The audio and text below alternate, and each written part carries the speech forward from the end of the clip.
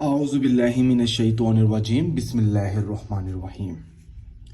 अस्सलामु अलैकुम मेरे प्यारे भाइयों, मेरी प्यारी बहनों। उम्मीद करता हूँ कि आप सब लोग खैरियत से होंगे।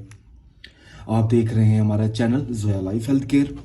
आज मैं इस वीडियो में आपको एक ऐसा वजीफ़ा बताऊँगा, अगर कोई ऐसा शख्स है जो आपको तंग करता है।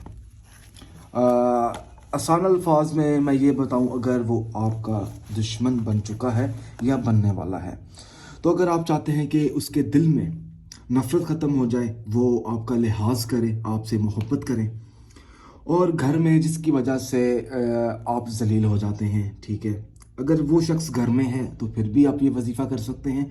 अगर वो ख़ानदान में से कोई शख्स है तो आप फिर भी ये वजीफ़ा कर सकते हैं। अगर आपका वो कोई दोस्त यार अहबाब है तो आप उस मकसद के लिए भी कर सकते हैं। अच्छा जी, आपने सूरत मुज़म्मिल की आयत नंबर 7 और 8, सूरत मुज़म्मिल की आयत नंबर 7 और 8 आपने इन दो आयतों को इशा की नमाज अदा करने के बाद उस शख्स की तस्वीर के सामने, यानी कि आपने यहाँ पर अब उस मोबाइल में एक मोबाइल रखना है, उसमें उसकी तस्वीर हो, उस तस्वीर पर आपने 111 मरतबा आपने दम करना है, यानी कि 111 मरतबा फूंक मारकर आपने जब आप 111 देखें, आयत नंबर 7 आयत नंबर 8 111 मरतबा आपने रीड कर ली। उसके बाद आपने 7 मरतबा आयतल कुर्सी और 7 मरतबा दुरूद पाक पढ़कर आपने उस शख्स की तस्वीर पर आपने फूंक मार देनी है।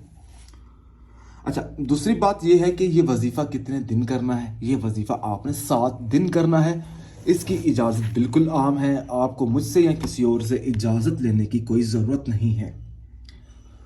अगर आपका कोई ऐसा काम है जो अभी तक पूरा नहीं हुआ, अगर आप चाहते हैं कि आपका वो काम पूरा हो जाए, अगर आपको कोई ख़ास अमल चाहिए या ख़ास वजीफ़ा चाहिए, तो उस मकसद में कामयाबी के लिए आप मुझसे रब्ता कर सकते हैं। अगर आपको ये अमल पसंद आया है तो इस अमल को ज़रूरतमंद लोगों तक ज़रूर पहुँचाएँ। जज़ाकल्लाह।